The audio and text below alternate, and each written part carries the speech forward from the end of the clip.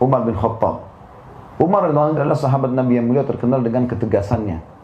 Saking tegasnya diberikan julukan oleh Nabi SAW dengan Al-Faruq. Faruq artinya membedakan mana benar, mana salah.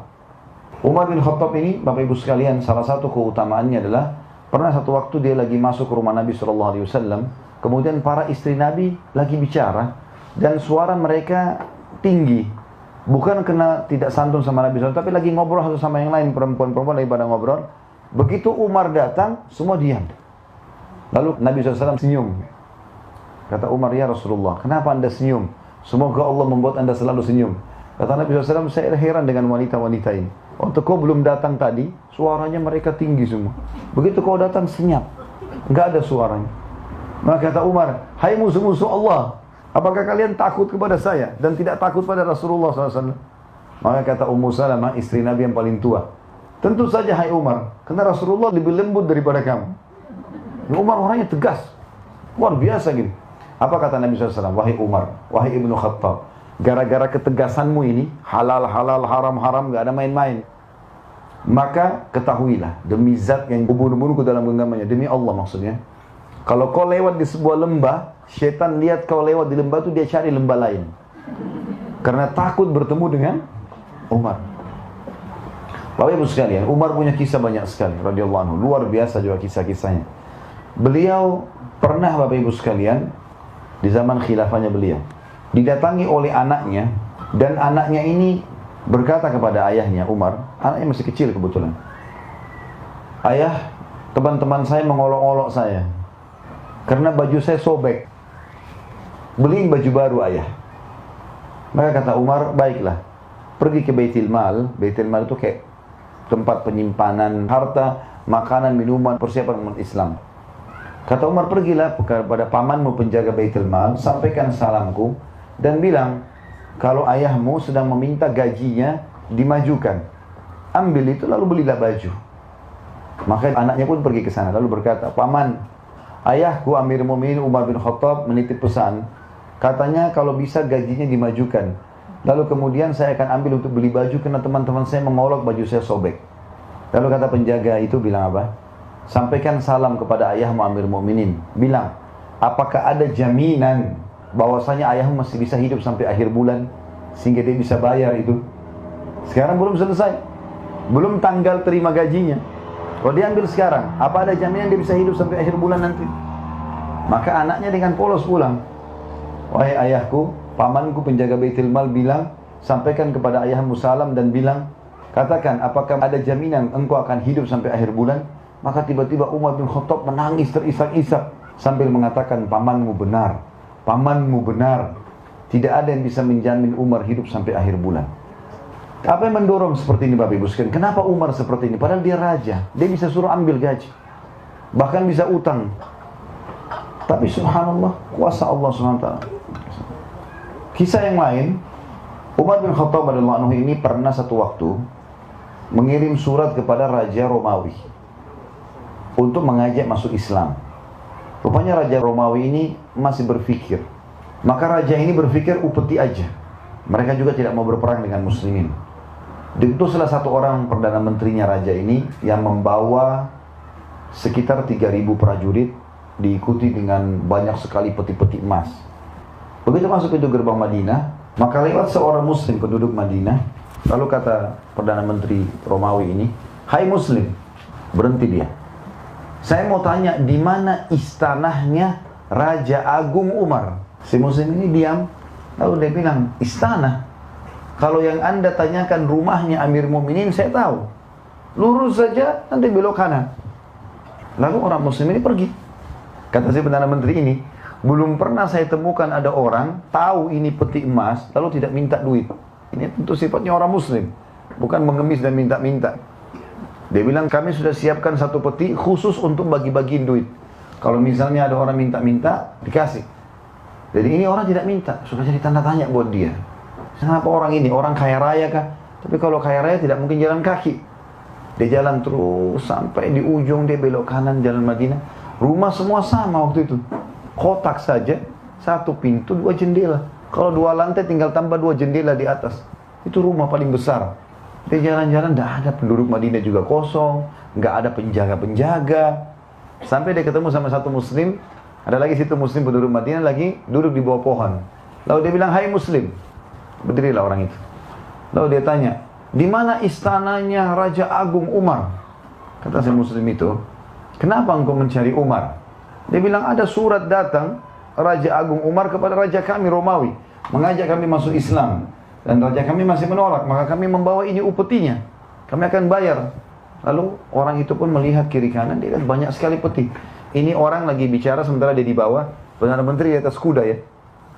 Kata orang itu, bagaimana kalau yang di depanmu ini Umar? Maka orang itu bingung, apakah anda betul Umar? Kata dia, iya, saya Umar. Turunlah Perdana Menteri ini. Begitu menghadap depan Umar, lalu dia mengatakan, asyhadu an la ilaha illallah wa anna Muhammad Rasulullah. Masuk Islam. Kata Umar, kenapa kau masuk Islam? Dia bilang, saya sudah lama dengar nama anda. Dan saya sekarang baru tahu, kenapa orang-orang di negeri saya kalau dengar nama anda, saya sudah ketakutan. Anda di sini ngapain? Di bawah pohon Amir Mu'minin. Dia bilang, saya lagi tunggu baju saya dicuci. Umar bilang, dia cuci bajunya sendiri, dia gantung depan rumah. Saya lagi tunggu kering. Jadi, duduk di bawah pohon. Apakah anda tidak punya pengawal? Nggak ada pengawal. Saya bersama dengan Allah. Dia bilang, gara-gara itu saya masuk Islam. Umar bin Khattab tidak punya pengawal, tidak punya pendamping. Duduk sendiri dengan keyakinan bahwasanya dia bersama Allah. Dan di zaman beliau, itu Islam sudah menguasai setengah dunia. Karena tahun 15 Hijriah, utara Jazirah Arab, negeri Syam dan Turki bagian Asia takluk di tangan Umar bin Khattab yang dikirim pasukan dipimpin oleh Abu Ubaidah bin Jarrah dan Khalid bin Walid radhiyallahu anhum ajma'in. Dikenal dengan perang Yarmuk gitu ya. Tahun 16 Hijriah, diutuslah pasukan ke Persia, takluklah Iran, Irak, Afghanistan, Rusia. Pada saat itu dipimpin oleh Sa'ad bin Abi Waqqas, panglima perangnya Umar bin Khattab, dengan 30.000 orang mengarahkan 240.000. Umar berkuasa dari tahun 13 sampai 23. Tahun 20 Hijriah, beliau utus lagi pasukan 8.000 orang menuju ke Mesir, dipimpin oleh Amr bin As radhiyallahu anhum ajma'in. Tembus Mesir, Afrika Utara, Mesir, Tunis, Jazair, Maroko, seluruh Afrika bahkan Spanyol nanti terbuka masuknya Islam di sana. Setengah dunia dikuasai, nggak ada pengawalnya satupun. Apa yang membuat Umar bin Khattab bisa lakukan ini, Bapak Ibu sekalian? Bahkan Umar bin Khattab tidak pernah tidur di malam hari kecuali sudah keliling Madinah, tidak ada pengawalnya, sendirian jalan. Kisah yang masyhur mungkin Bapak Ibu pernah dengar, kalau sudah pendengar alhamdulillah, kalau belum dengar bisa diambil pelajaran. Satu malam Umar bin Khattab pernah sakit 3 hari, nggak keluar, dan biasanya beliau keluar setiap hari. Lihat orang-orang Madinah kalau sudah tidak ada lagi yang perlu baru dia tidur. Sendirian jalan. Hari keempat beliau keluar. Jalan terus sambil pinggir kota Madinah ada api unggun. Mampir ke sana ada seorang ibu, anak-anaknya 3 orang lagi nangis di depannya. Lalu kata Umar setelah salam, wahai amatullah. Amatullah ini maksudnya hamba Allah, perempuan. Kalau laki-laki Abdullah. Wahai amatullah, ada apa denganmu? Dia bilang pemimpin negeri ini tidak adil. Dia nggak tahu kalau ini Umar. Kata Umar, kenapa? Dia bilang, saya sama anak saya sudah lapar 3 hari. Jadi 3 hari yang Umar tidak keluar, di situ ada kelaparan. Ya Allahu alam pemimpin kita sekarang ini bagaimana keadaannya negara-negara Islam yang tidak pernah mau tahu keadaan masyarakatnya. Semoga saja mereka diberi hidayah ya. Kalau ada yang meluangkan waktu, alhamdulillah. Karena ini tanggung jawab semuanya kan.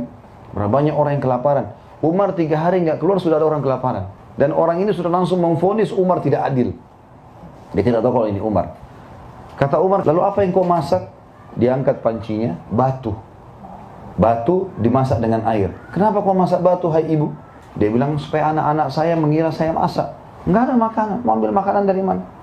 Maka dengan seperti itu mereka kecapean, nangis, tidur. Itu yang saya lakukan selama 3 hari. Maka Umar bilang, baik, tunggulah sebentar. Umar tidak pakai tunggu, langsung ke Baitul Mal. Ngambil gandum, ngambil segala macam kebutuhan, dipikul sama Umar. Ada satu sahabat, lagi lewat, lihat, ya Amir Mu'minin, wahai pemimpin orang beriman, raja maksudnya. Apa yang anda pikul ini? Mau kemana? Kata dia, ada yang saya pikul, makanan. Kata dia, baik, biarkan saya bawa. Kata dia apa? Apa kau ingin memikul dosaku hari kiamat? Tidak usah ikut-ikutan. Ini tanggung jawabku ini. Orang ini penasaran, diikuti dia. Ini Umar mau kemana? Umar jalan sampai pinggir kota Madinah, tengah malam ini. Ini bukan waktu duhur. Kalau kita kan sekarang siang-siang, tunggu mana kamera baru bisa diambil gambarnya. Ini tengah malam sendirian. Saya tidak singgung siapapun ya. Alhamdulillah tidak ada penyebutan nama. Kalau ada yang merasa baguslah. Tapi yang jelas Umar ini tengah malam bawa pikul sendiri. Mau dibantu pun sama pegawainya, temannya, enggak. Diikutin sampai tiba di sana. Umar enggak pakai banyak ngomong, pancinya diambil, dibersihin, dimasakin sama Umar dengan tangannya sendiri. Sampai selesai masakannya sudah, dimakankan ibu itu, dikasih anak-anaknya, sisanya gandum 1 karung dikasih. Kata ibu itu, kalau seandainya Umar seperti kamu, enggak ada orang yang kelaparan. Maka orang yang sedang sama Umar datang, hai ibu, tahu siapa orang ini? Enggak, saya enggak tahu. Itu Amir Mukminin Umar. Langsung dia pun minta maaf, bukan saya Amir Mukminin, saya tidak tahu, saya sudah dengar keadilan anda segala macam. Kata Umar, sudah enggak masalah. Itu Allah sedang memperingatkan saya dari lisan kamu. Tapi tengah malam mau ngurus orang ini enggak gampang. Sampai pernah di zaman khilafahnya Umar, di siang bolong, lagi panas. Madinah kalau lagi panas 55 derajat, panas sekali. Sampai bibir pecah-pecah, telapak kaki kita pecah karena panasnya biasa ya. Uthman dan Ali radhiyallahu anhum, 2 anak mantu Nabi SAW, pernah siang hari lagi makan siang sama-sama. Waktu mereka mau bubar dari makan siang, lewat lagi panas, saking panasnya mereka tutup wajah mereka dengan imamahnya. Lalu mereka lihat dari jauh ada orang yang sedang ngumpul-ngumpulin, tarik-tarikin unta yang sedang lepas, kambing yang sedang lepas. Sampai di tangan kiri kanannya banyak. Kata Uthman kepada Ali, siapa orang siang-siang bolong begini mau ngurus-ngurusin ini nih? Unta-unta, dan ini kelihatannya bukan unta dia, karena unta-unta yang lepas dipegangin sama dia, ditarik, kambing dikumpulin, banyak. Kata Ali, saya juga tidak tahu, ayo kita lihat, mungkin kita bisa bantu. Begitu mereka dekat, mereka lihat Umar radhiyallahu anhu. Umar gak tidur siang, gak apa, ngurusin unta-untanya sama kambingnya masyarakatnya yang lepas, dikembalikan ke rumah masing-masing. Siang hari bolong. Dan sekian banyak kisah yang luar biasa berhubungan dengan Umar radhiyallahu anhu ini.